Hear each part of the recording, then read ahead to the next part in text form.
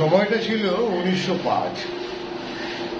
শ্রেষ্ঠ সময় আমাদের স্বাধীনতা সংগ্রামীদের ক্ষেত্রে ইংরেজের বিরুদ্ধে রুখে দাঁড়াবার এক সুবর্ণ সুযোগ 1905 সাল থেকেই শুরু হয়। মূলত 1902 থেকে শুরু হলেও 1905 সালে ব্যাপক আন্দোলন শুরু হয়েছিল। বঙ্গভঙ্গ আন্দোলনের বিরুদ্ধে আমাদের দেশের জনসাধারণ সমেত সমগ্র নেতা নেত্রীরা আবার বৃদ্ধ বনিতারা এই বঙ্গভঙ্গ উৎসবে সামিল হয়েছিল ইংরেজের বিরুদ্ধে। এই সময় ইংরেজ চেয়েছিল ভারতে হিন্দু এবং মুসলিমের মধ্যে বিভেদ সৃষ্টি করে ভারতের শক্তিকে দুর্বল করে দেওয়ার জন্য, কারণ তারা ভয় পেয়েছিল মনে মনে, তাই তারা একটা কৌশল অবলম্বন করেছিল।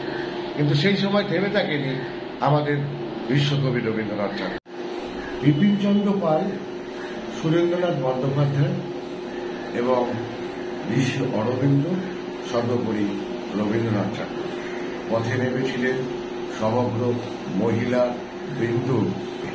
তারা রাস্তায় গান গাইতে গাইতে যাচ্ছে এবং একে অপরের হাতে রাখি বেঁধে দিয়ে মৈত্র স্থাপন করেছে।